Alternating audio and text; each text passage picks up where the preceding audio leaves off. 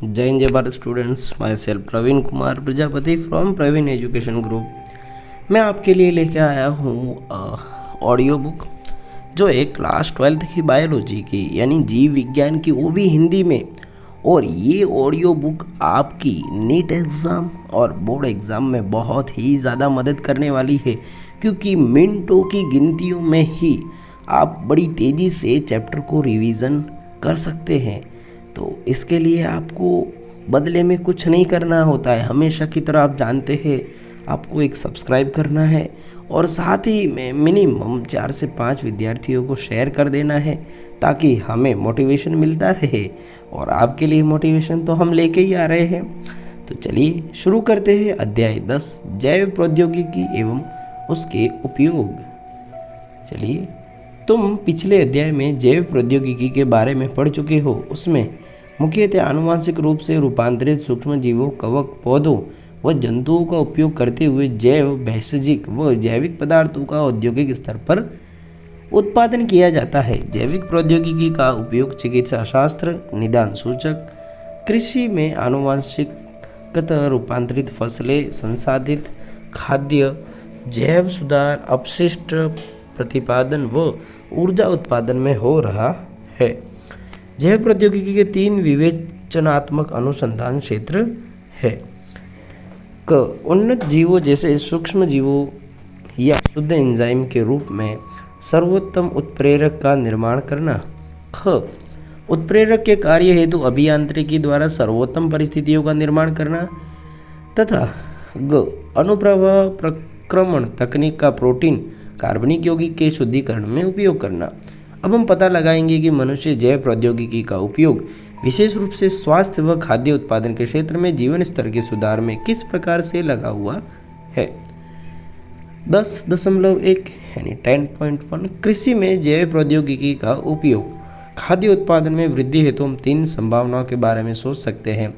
क, कृषि रसायन आधारित कृषि। ख, कार्बनिक कृषि। और ग, आनुवांशिकता निर्मित फसल आधारित कृषि। हरित क्रांति द्वारा खाद्य आपूर्ति में तिगुनी वृद्धि में सफलता मिलने के बावजूद मनुष्य की बढ़ती जनसंख्या का पेट भर पाना संभव नहीं है। उत्पादन में वृद्धि आंशिक रूप से उन्नत किस्मों की फसलों के उपयोग के कारण है, जबकि इस वृद्धि में मुख्यतया उत्तम प्रबंधकीय व्यवस्था और कृषि रसायनों, खादों तथा पीड़कनाशकों का प्रयोग एक कारण है। हालांकि विकासशील देशों के किसानों के लिए कृषि रसायन काफ़ी महंगे पड़ते हैं। वो परंपरागत प्रजनन के द्वारा निर्मित किस्मों से उत्पादन में वृद्धि संभव नहीं है। पर्याप्त एवं उन्नत किस्म की फसलें प्रदान करने वाले दक्ष तंत्र द्वारा भोजन की बढ़ती हुई मांग को पूरा करने के लिए हमारी पारंपरिक प्रजनन तकनीकें अब असफल हुई। तब एक अन्य प्रौद्योगिकी का जन्म हुआ, जिसे ऊतक संवर्धन कहते हैं। ऊतक संवर्धन का क्या अर्थ है? 1950 के दौरान वैज्ञानिकों ने जान लिया कि एक पूर्ण पादप कृतोत्की से पुनर्जनित किया जा सकता है। जैसे पादप का कोई भाग ले लीजिए, उसे विशिष्ट पोषक मीडिया तथा रोगाणु रहित स्थिति में टेस्ट ट्यूब में उगने दिया। किसी कोशिका कृतोत्की से पूर्ण पादप में जनित्र होने की यह क्षमता पूर्ण शक्तता कहलाती है। उच्च वर्ग के प्राणियों में आप इसे किस प्रकार से निष्पादित करेंगे, इसके बारे में जब आप बड़ी कक्षा में जाएंगे तो ज्ञान प्राप्त होगा। इस बार यहाँ बल देने की आवश्यकता है कि पोषक माध्यम कार्बन स्रोत जैसे सुक्रोज तथा अकार्बनिक लवण, विटामिन, अमीनो अम्ल तथा वृद्धि नियंत्रक जैसे ऑक्सिन, साइटोकाइन आदि प्रदान करें। इन विधियों के प्रयोग द्वारा अत्यंत ही अल्प अवधि में हजारों पादपों का संवर्धन संभव हो सका। ऊतक संवर्धन द्वारा हजारों की संख्या में पादपों को उत्पन्न करने की विधि सूक्ष्म प्रवर्धन कहलाती है। इनमें प्रत्येक पादप आनुवंशिक रूप से मूल पादप के समान होते हैं, जहां से वह पैदा हुए हैं। यह सोमाक्लोन कहलाते हैं। अधिकांश महत्वपूर्ण खाद्य पादपों जैसे टमाटर, केला, सेब आदि का बड़े पैमाने पर उत्पादन इस विधि द्वारा किया गया है। किसी ऊतक संवर्धन प्रयोगशाला में आप अपने अध्यापक के साथ जाएं, ताकि आप इस क्रिया का अवलोकन कर सके तथा समझ सके। इस विधि का एक अन्य महत्वपूर्ण उपयोग रोगग्रसित पादपों से स्वस्थ पादपों में पुनर्लाभ है। यदि पादप विषाणु से संक्रमित है, तब भी विभज्योतक यानी शीर्ष तथा कक्षीय विषाणु से अप्रभावित रहता है। अतः विभज्योतक यानी मेरिस्टेम को अलग कर उसे विट्रो में उगाया जाता है ताकि विषाणु मुक्त पादप तैयार हो सके। वैज्ञानिकों को केला, गन्ना, आलू आदि संवर्धित बीजों तक तैयार करने में काफ़ी सफलता मिली है। यहाँ तक कि वैज्ञानिकों ने पादपों से एकल कोशिकाएं अलग की है तथा उनकी कोशिका भित्ति का पाचन हो जाने से प्लाज्मा झिल्ली द्वारा घिरा नग्न प्रोटोप्लास्ट पृथक किया जा सका है। प्रत्येक किस्म में वांछनीय लक्षण विद्यमान होते हैं। पादपों की दो विभिन्न किस्मों से अलग किया गया प्रोटोप्लास्ट युग्मित होकर प्रोटोप्लास्ट उत्पन्न करता है, जो आगे चलकर नए पादप को जन्म देता है। यह संकर कायिक संकर जबकि यह प्रक्रम कायिक संकरण कहलाता है। ऐसी स्थिति की कल्पना करो जब टमाटर का प्रोटोप्लास्ट आलू के प्रोटोप्लास्ट से युग्मित होता है तथा वृद्धि करने के बाद इससे नए संकर पादप का जन्म होता है। इसमें टमाटर तथा आलू के अभिलक्षण संयुक्त रूप से होते हैं। इस प्रक्रम के परिणाम स्वरूप पोमेटो का निर्माण होता है, परंतु दुर्भाग्यवश इस पादप में व्यवसायिक उपयोग के लिए वांछित समुचित लक्षणों का अभाव था। क्या ऐसा कोई वैकल्पिक रास्ता है जिसमें आनुवंशिक जानकारी का उपयोग करते हुए किसान अपने खेतों से सर्वाधिक उत्पादन ले सकेंगे? क्या ऐसा कोई तरीका है जिसके द्वारा खादों एवं रसायनों का न्यूनतम उपयोग कर उसके द्वारा पर्यावरण पर पड़ने वाले हानिकारक प्रभावों को घटा सकते हैं?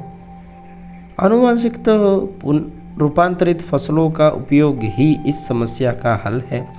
ऐसे पौधे, जीवाणु, कवक व जंतु जिनके जीन्स हस्तकौशल द्वारा परिवर्तित किए जा चुके हैं, आनुवंशिकतः रूपांतरित जीव यानी जेनेटिकली मॉडिफाइड ऑर्गेनाइजेशन कहलाते हैं।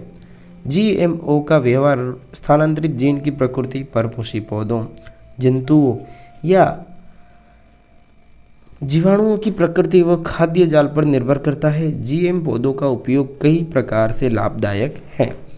आनुवंशिक रूपांतरण द्वारा को अजैव प्रतिबलों यानी ठंडा, सूखा, लवण, ताप के प्रति अधिक सहिष्णुता फसलों का निर्माण। ख रासायनिक पीड़कनाशकों पर कम निर्भरता करना, पीड़कनाशी प्रतिरोधी फसल। ग कटाई पश्चात होने वाले अन्नादि नुकसानों को कम करने में सहायक। घ पौधों द्वारा जनित उपयोग क्षमता में वृद्धि, यह शीघ्र मृदा उर्वरता समापन को रोकता है। ड खाद्य पदार्थों के पोषणिक स्तर में वृद्धि, उदाहरणार्थ विटामिन ए समृद्ध धान यानी गोल्डन राइस। उपरोक्त उपयोगों के साथ साथ जीएम का उपयोग तद अनुकूलन पौधों के निर्माण में सहायक है जिनसे वैकल्पिक संसाधनों के रूप में उद्योगों में वसा, ईंधन व भेषजीय पदार्थों की आपूर्ति की जाती है। कृषि में जैव प्रौद्योगिकी के उपयोगों में जिनके बारे में तुम विस्तृत रूप से अध्ययन करोगे वह पीड़क प्रतिरोधी फसलों का निर्माण है जो पीड़कनाशकों की मात्रा को कम प्रयोग में लाती है। बीटी एक प्रकार का जीव विष है जो एक जीवाणु जिसे बैसिलस थोरिनएंजिस यानी संक्षेप में बीटी कहते हैं से निर्मित होता है। बीटी जीव विष जिन जीवाणु से क्लोनीकृत होकर पौधों में अभिव्यक्त होकर कीटों यानी पीड़कों के प्रति प्रतिरोधकता पैदा करता है, जिससे कीटनाशकों के उपयोग की आवश्यकता नहीं रह गई। इस तरह से जैव पीड़कनाशकों का निर्माण होता है। उदाहरणार्थ बीटी कपास, बीटी मक्का, बीटी धान, बीटी टमाटर, आलू व सोयाबीन आदि। बीटी कपास बैसिलस थोरिनएंजिस की कुछ नस्लें ऐसी प्रोटीन का निर्माण करती है जो विशिष्ट कीटों जैसे लिथियोडोप्टेशन, तंबाकू की कली का कीड़ा, सैनिक कीड़ा, कोलियोप्टेरॉन यानी भृंग व डिप्टेरॉन यानी मक्खी, मच्छर को मारने में सहायक है। बीटी थुरिजिएंसिस अपनी वृद्धि की विशेष अवस्था में कुछ प्रोटीन यानी रवा का निर्माण करती है। इन रवों में विषाक्त कीटनाशक प्रोटीन होता है। यह जीव विष बैसिलस को क्यों नहीं मारता है? वास्तव में बीटी जीव विष प्रोटीन प्रागजीव निष्क्रिय रूप में होता है। ज्यों ही कीट इस निष्क्रिय जीव विष को खाता है, इसके रवे आंत में क्षारीय पीएच के कारण घुलनशील होकर सक्रिय रूप में परिवर्तन हो जाते हैं। सक्रिय जीव विष मध्य आंत के उपकलीय कोशिकाओं की सतह से बंध कर उसमें छिद्रों का निर्माण करते हैं, जिस कारण से कोशिकाएं फूलकर फट जाती है और परिणाम स्वरूप कीट की मृत्यु हो जाती है। विशिष्ट बीटी जीव विष जीन्स बैसिलस थुरिजिएंसिस से पृथक कर कई फसलों जैसे कपास में समाविष्ट किया जा चुका है। जीन्स का चुनाव फसल व निर्धारित कीट पर निर्भर करता है, जबकि सर्वाधिक बीटी जीव विष कीट समूह विशिष्टता पर निर्भर करते हैं। जीव विष जिस जीन द्वारा कूटबद्ध होते हैं उसे क्राई कहते हैं। ये कई प्रकार के होते हैं। उदाहरण स्वरूप, जो प्रोटीन जीन क्राई 1AC व क्राई 2AB द्वारा कूटबद्ध होते हैं वे फसल में मुकुल कृमि को नियंत्रित करते हैं, जबकि क्राई 1AB मक्का छेदक को नियंत्रित करता है। चलिए चित्र देख लीजिए आप कपास का। पीड़क प्रतिरोधी पौधा विभिन्न सूत्रकृमि मानव सहित जंतुओं व कई किस्म के पौधों पर परजीवी होते हैं। सूत्रकृमि मिल्वाडेगाइन इनकोग्निशिया तंबाकू के पौधों के जड़ों को संक्रमित कर उसकी पैदावार को काफ़ी कम कर देता है। उपरोक्त संक्रमण को रोकने हेतु एक नवीन योजना को स्वीकार किया गया है जो आरएनए अंतरक्षेप की प्रक्रिया पर आधारित है। आरएनए अंतरक्षेप सभी ससीम केंद्र की जीनों में कोशिकीय सुरक्षा की एक विधि है। इस विधि में विशिष्ट दूत आरएनए पूरक द्विसूत्री आरएनए से वर्धित होने के पश्चात निष्क्रिय हो जाता है, जिसके फलस्वरूप दूत आरएनए के स्थानांतरण यानी ट्रांसलेशन को रोकता है। इस द्विसूत्री आरएनए का स्रोत संक्रमण करने वाले विषाणु में पाए जाने वाले पूरक आरएनए जीनोम पारंपरिक यानी ट्रांसपोजन के प्रतिकृत के उपरांत बनने वाले मध्यवर्ती आरएनए हैं। एग्रोबैक्टीरियम संवाहकों का उपयोग कर सूत्रकृमि विशिष्ट जीनों को परपोषी पौधों में प्रवेश कराया जा चुका है।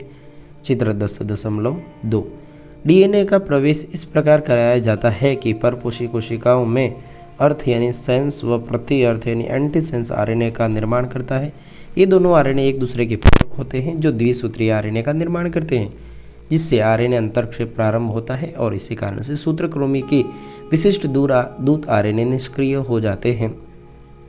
इसके फलस्वरूप परजीवी परपोषी में विशिष्ट अंतरक्षेपीय आरएनए की उपस्थिति से परजीवी जीवित नहीं रह पाता। इस प्रकार परजीवी पौधे अपनी सुरक्षा परजीवी से करते हैं। चित्र 10.2 देख लीजिए। इसमें डबल स्ट्रैंडेड आरएनए द्वारा सूत्रकृमि ग्रसन के विरुद्ध सुरक्षा में वृद्धि दिखाई गई है। 10.2 चिकित्सा में जैव प्रौद्योगिकी का उपयोग।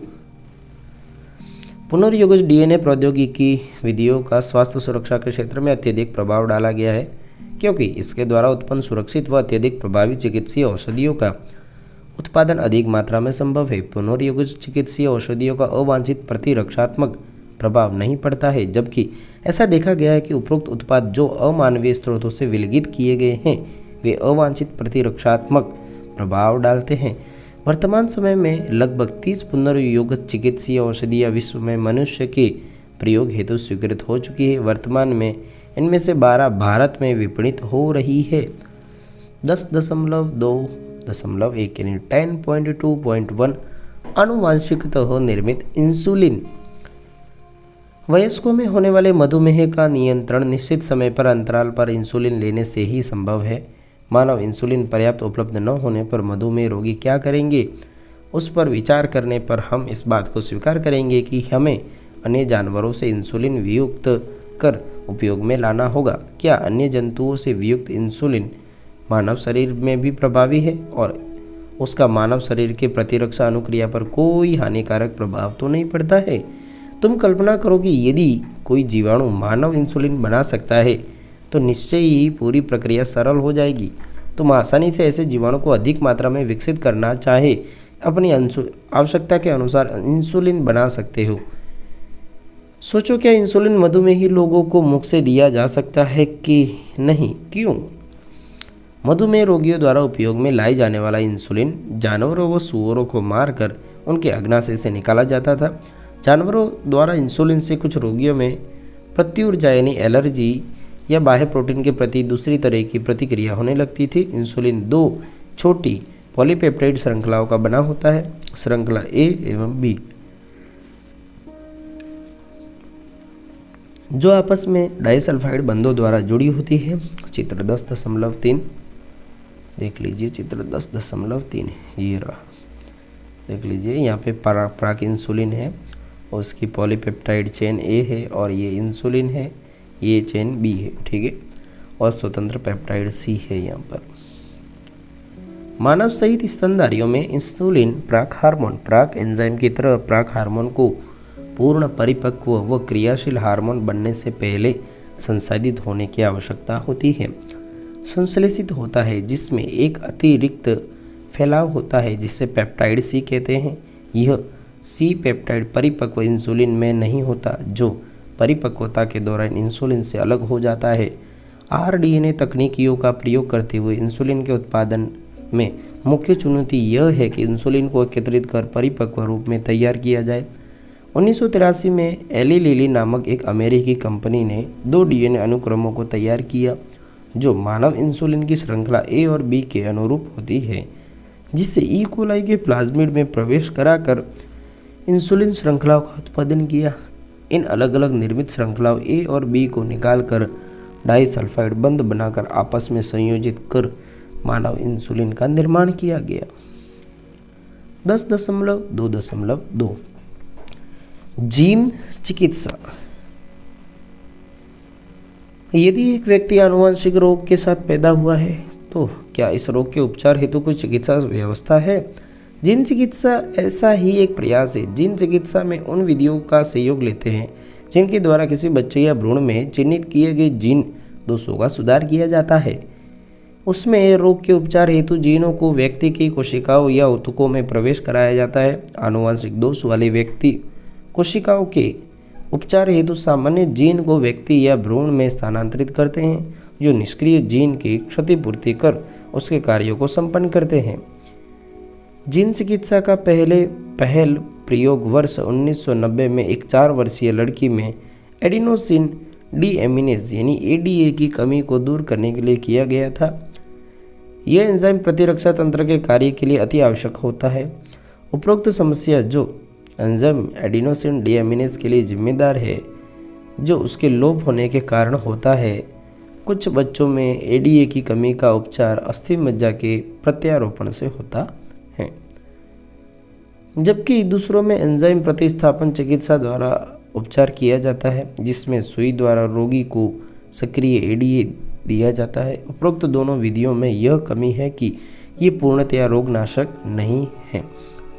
जीन चिकित्सा में सर्वप्रथम रोगी के रक्त से लसिकाओं को निकालकर शरीर से बाहर संवर्धन किया जाता है।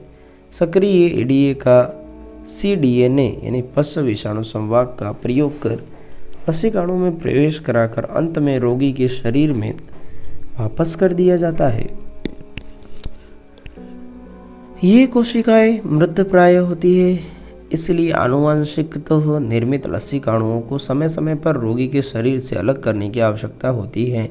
यदि मज्जा कोशिकाओं से विलगित अच्छे जीनों को प्रारंभिक भ्रूणीय अवस्था की कोशिकाओं से उत्पादित एडीए में प्रवेश करा दिया जाए तो ये एक स्थायी उपचार हो सकता है।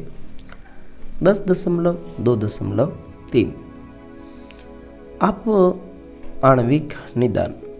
आप जानते हैं कि रोग के प्रभावी उपचार के लिए उसकी प्रारंभिक पहचान व उनके रोग क्रिया विज्ञान को समझना अति आवश्यक है। उपचार की परंपरागत विधियों यानी सीरम व मूत्र विश्लेषण आदि का प्रयोग करते हुए रोग का प्रारंभ में पता लगाना संभव नहीं है। पुनर्योगज डीएनए प्रौद्योगिकी, पॉलीमरेज श्रृंखला अभिक्रिया व एंजाइम संलग्न प्रतिरक्षा शोषक आमापन यानी एलाइजा कुछ ऐसी तकनीक है जिसके द्वारा रोग की प्रारंभिक पहचान की जा सकती है। रोगजनक जीवाणु, विषाणु आदि की उपस्थिति का सामान्यतः तब पता चलता है जब उसके द्वारा उत्पन्न रोग के लक्षण दिखाई देने लगते हैं। उस समय जब रोगजनक की संख्या शरीर में पहले से काफ़ी अधिक हो चुकी है, जब बहुत कम संख्या में जीवाणु या विषाणु उस समय जब रोग के लक्षण स्पष्ट दिखाई नहीं देते हो, तब उनकी पहचान पीसीआर द्वारा उनके न्यूक्लिक अम्ल के प्रवर्धन यानी एंटिफिकेशन द्वारा कर सकते हैं। क्या तुम बता सकते हो कि पीसीआर द्वारा डीएनए की बहुत कम मात्रा की पहचान कैसे की जाती है? संदेहात्मक एड्स रोगियों में एचआईवी की पहचान हेतु पीसीआर आजकल सामान्यतः उपयोग में लाया जा रहा है। उसका उपयोग संदेहात्मक कैंसर रोगियों के जीन में होने वाले उत्परिवर्तनों को पता लगाने में भी किया जा रहा है। यह एक ऐसी उपयोगी तकनीकी है जिसके द्वारा बहुत सारी दूसरे आनुवंशिक दोषों की पहचान की जा सकती है। डीएनए या आरएनए की एकल श्रृंखला से एक विकिरण सक्रिय अणु संपरीक्षित जुड़कर कोशिकाओं के क्लोन में अपने पूरक डीएनए से संकरित होते हैं, जिसे बाद में स्वकिरणीय चित्रण यानी ऑटो रेडियोग्राफी द्वारा पहचानते हैं। क्लोन जिसमें उत्परिवर्तित जीन मिलते हैं छायाचित्र पटल यानी फोटोग्राफिक फिल्म पर दिखाई नहीं देते हैं, क्योंकि संपरीक्षित यानी प्रोब व उत्परिवर्तित जीन आपस में एक दूसरे के पूरक नहीं होते हैं। एंजाइम संलग्न प्रतिरक्षा शोषक आमापन यानी एलाइजा प्रतिजन प्रतिरक्षी पारस्परिक क्रिया के सिद्धांत पर कार्य करता है। रोगजनकों के द्वारा उत्पन्न संक्रमण की पहचान प्रतिजनों यानी प्रोटीनजन ग्लाइकोप्रोटीन्स आदि की उपस्थिति या रोगजनकों के विरुद्ध संश्लेषित प्रतिरक्षी की पहचान के आधार पर की जाती है। 10.3 पारजीवित जंतु यानी ट्रांसजेनिक एनिमल्स ऐसे जंतु जिनके डीएनए में परिचालन द्वारा एक अतिरिक्त बाहरी जीन व्यवस्थित होता है जो अपना लक्षण व्यक्त करता है, उसे पारजीवी जंतु कहते हैं। पारजीवी चूहे, खरगोश, सुअर, भेड़, गाय व मछलियाँ आदि पैदा हो चुके हैं। उसके बावजूद उपस्थित पारजीवी जंतुओं में 95% यानी 95% से अधिक चूहे हैं। उस तरह के जंतुओं का उत्पादन क्यों किया जाता है? इस तरह के परिवर्तन से मानव को क्या लाभ है? अब हम कुछ सामान्य कारणों का पता करेंगे। सामान्य शरीर क्रिया व विकास। पारजीवी जंतुओं का निर्माण विशेष रूप से इस प्रकार किया जाता है कि जिनमें जीनों के नियंत्रण व इनका शरीर के विकास व सामान्य कार्यों पर पड़ने वाले प्रभावों का अध्ययन किया जाता है।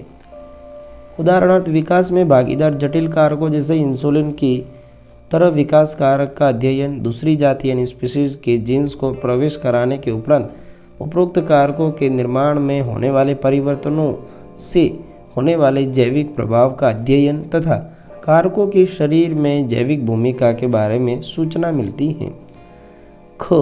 रोगों का अध्ययन। अनेक पारजीवी जंतु इस प्रकार निर्मित किए जाते हैं जिनसे रोग के विकास में जीन की भूमिका क्या होती है। ये विशिष्ट रूप से निर्मित होते हैं जो मानव रोगों के लिए नमूने के रूप में प्रयोग किए जाते हैं ताकि रोगों के नए उपचारों का अध्ययन हो सके। वर्तमान समय में मानव रोगों जैसे कैंसर, पुटीय रेशा मैदा, सिस्टिक फाइब्रोसिस, रूमेटॉइड संधिशोध व एल्जीमर हेतु पारजीवी नमूने उपलब्ध हैं। जैविक उत्पाद। कुछ मानव रोगों के उपचार के लिए औषधि की आवश्यकता होती है जो जैविक उत्पाद से बनी होती है। ऐसे उत्पादों को बनाना अक्सर बहुत महंगा होता है। पारजीवी जंतु जो उपयोगी जैविक उत्पाद का निर्माण करते हैं उनमें डीएनए के भाग जीनों को प्रवेश कराते हैं जो विशेष उत्पाद के निर्माण में भाग लेते हैं। उदाहरण, मानव प्रोटीन अल्फा-1 एंटीट्रिप्सिन का उपयोग एम्फीसीमा के निदान में होता है। ठीक उसी तरह का प्रयास फिनाइल कीटोन्यूरिया यानी PKU व पुटीय रेशा मैदा के निदान हेतु किया गया है। वर्ष 1977 में सर्वप्रथम परजीवी गाय रोजी मानव प्रोटीन संपन्न दूध यानी 2.4 ग्राम प्रति लीटर प्राप्त किया गया। इस दूध में मानव अल्फा लैक्टोएल्बुमिन मिलता है जो मानव शिशु हेतु अत्यधिक इंसुलिन पोषक तत्व है जो साधारण गाय के दूध में नहीं मिलता है। टीका सुरक्षा। टीकों का मानव पर प्रयोग करने से पहले टीके की सुरक्षा जांच के लिए पारजीवी चूहों को विकसित किया गया है। पोलियो के टीका की सुरक्षा जांच के लिए पारजीवी चूहों का उपयोग किया जा चुका है। यदि उपरोक्त प्रयोग सफल व विश्वसनीय पाए गए तो टीका सुरक्षा जांच के लिए बंदर के स्थान पर पारजीवी चूहों का प्रयोग किया जा सकेगा। रासायनिक सुरक्षा परीक्षण। यह अविषालुता सुरक्षा परीक्षण कहलाता है। यह वही विधि है जो औषधि अविषालुता परीक्षण हेतु प्रयोग में लाई जाती है। पारजीवी जंतुओं में मिलने वाले कुछ जीन इसे अविषालु पदार्थों के प्रति अति संवेदनशील बनाते हैं, जबकि अपारजीवी जंतुओं में ऐसा नहीं होता है। पारजीवी जंतुओं को अविषालु पदार्थों के संपर्क में लाने के बाद पड़ने वाले प्रभावों का अध्ययन किया जाता है। उपरोक्त जंतुओं में अविषालुता परीक्षण करने से कम समय में परिणाम प्राप्त हो जाता है। 10.4 नैतिक मुद्दे। मानव जाति द्वारा अन्य जीवधारियों के हित साधन बिना विनिमयों के और अधिक नहीं किया जा सकता। सभी मानवीय क्रियाकलापों के लिए जो जीवधारियों के लिए असुरक्षात्मक या सहायक हो, उनमें आचरण की परख के लिए कुछ नैतिक मानदंडों की आवश्यकता है। ऐसे मुद्दों में नैतिकता से इनमें जैव वैज्ञानिक महत्व भी है। जीवों के आनुवंशिक रूपांतरण के तब अप्रत्याशित परिणाम निकल सकते हैं जब ऐसे जीवों का पारिस्थितिक तंत्र में सन्निविष्ट कराया जाए। इसलिए भारत सरकार ने ऐसे संगठनों को स्थापित किया है जैसे कि GEAC यानी जेनेटिक इंजीनियरिंग अप्रूवल कमेटी अर्थात आनुवंशिक अभियांत्रिकी संस्तुति समिति, जो कि GM अनुसंधान संबंधी कार्यों की वैधानिकता तथा जन सेवाओं के लिए GM जीवों के सन्निवेश की सुरक्षा आदि के बारे में निर्णय लेगी। जन सेवा जैसे कि आहार एवं चिकित्सा स्रोतों हेतु में जीवों के रूपांतरण उपयोगिता, जो इनके जीवों के लिए अनुमत एकस्व की समस्या उत्पन्न हुई है। जनमानस में इस बात को लेकर आक्रोश है कि कुछ कंपनियां आनुवांशिक पदार्थों, पौधों व अन्य जैविक संसाधनों का उपयोग कर बनने वाले उत्पाद व तकनीकी के लिए एकस्व यानी पेटेंट प्राप्त कर रहे हैं, जबकि ये बहुत समय पहले से विकसित व पहचानी जा चुकी है और किसान तथा विशेष प्रदेश या देश के लोगों द्वारा इनका उपयोग किया जा रहा है। धान एक महत्वपूर्ण खाद्यान्न है जिसके बारे में हजारों वर्ष पूर्व एशिया के कृषि के इतिहास में वर्णन मिलता है। एक अनुमान के अनुसार केवल भारत में धान की लगभग 2 लाख किस्में मिलती हैं। भारत में जो धान की जो विविधता है वह विश्व की सर्वाधिक विविधताओं में एक है। बासमती धान अपनी सुगंध व स्वाद के लिए मशहूर है और इसकी 27 पहचानी गई किस्में भारत में उगाई जाती है। पुराने ग्रंथों, लोक साहित्य व कविताओं में बासमती का वर्णन मिलता है, जिससे यह पता चलता है कि यह कई सौ वर्ष पहले उगाया जाता रहा है। वर्ष 1977 यानी 1977 में एक अमेरिकी कंपनी ने बासमती धान पर अमेरिकन एकस्व व ट्रेडमार्क कार्यालय द्वारा एकस्व अधिकार प्राप्त कर लिया था। इससे कंपनी बासमती की नई किस्मों को अमेरिका व विदेशों में बेच सकती है। बासमती की यह नई किस्म वास्तव में भारतीय किसानों की किस्मों से विकसित की गई थी। भारतीय बासमती को अर्धबौनी किस्मों के संकरण कराकर नई खोज या नई उपलब्धि का दावा किया था। एकाधिकार के लागू होने के बाद इस एकाधिकार के तहत अन्य लोगों द्वारा बासमती का विक्रय प्रतिबंधित हो सकता था। मल्टीनेशनल कंपनियों व दूसरे संगठनों द्वारा किसी राष्ट्र या उससे संबंधित लोगों से बिना व्यवस्थित अनुमोदन व क्षतिपूर्वक भुगतान के जैव संसाधनों का उपयोग करना बायोपायरेसी कहलाता है। बहुत सारे औद्योगिक राष्ट्र आर्थिक रूप से काफ़ी संपन्न हैं, लेकिन उनके पास जैव विविधता एवं परंपरागत ज्ञान की कमी है। इसके विपरीत विकसित व अविकसित विश्व जैव विविधता व जैव संसाधनों से संबंधित परंपरागत ज्ञान से संपन्न है। जैव संसाधनों से संबंधित परंपरागत ज्ञान का उपयोग आधुनिक उपयोगों में किया जा सकता है, जिसके फलस्वरूप इनके व्यापारीकरण के दौरान समय, शक्ति व खर्च को बचाया जा सकता है। विकसित व विकासशील राष्ट्रों के बीच अन्याय, अपर्याप्त क्षतिपूर्ति व लाभों की भागीदारी के प्रति भावना विकसित हो रही है।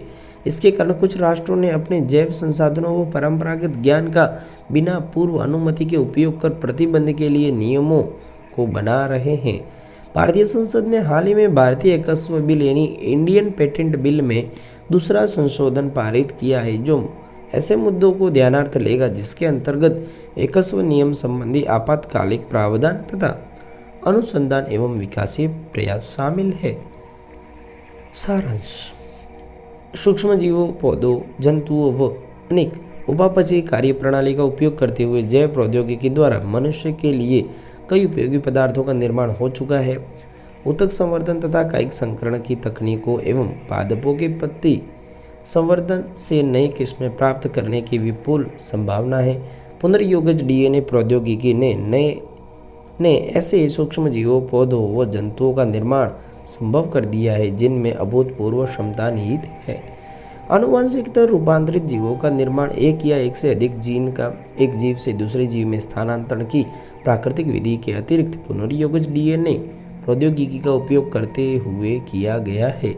जीएम पौधों का उपयोग केवल फसल उत्पादन बढ़ाने, पशु फसल उत्पाद नुकसान में कमी व फसलों का प्रतिबंधों के प्रति अधिक सहनशील बनाने में अत्यंत उपयोगी है। ऐसे बहुत जीएम फसल पौधे हैं जिनका खाद्य पौष्टिक स्तर काफ़ी उन्नत है व उन पीड़क प्रतिरोधी फसलों की रासायनिक कीटनाशकों पर निर्भरता काफ़ी कम है। पुनर्योगज डीएनए प्रौद्योगिक प्रक्रियाओं का स्वास्थ्य सुरक्षा के क्षेत्र में अत्यधिक महत्व है, क्योंकि इनके द्वारा सुरक्षित व अत्यधिक प्रभावशाली औषधियों का निर्माण संभव है। पुनर्योगज चिकित्सीय औषधियाँ मनुष्य के प्रोटीन के समतुल्य है। इस कारण से इनका प्रतिरक्षात्मक अवांछित प्रभाव नहीं पड़ता है व इनसे संक्रमण के खतरे भी नहीं होते हैं, जैसा कि अमानवीय स्रोतों से विलगित इस प्रकार के पदार्थों से होता है।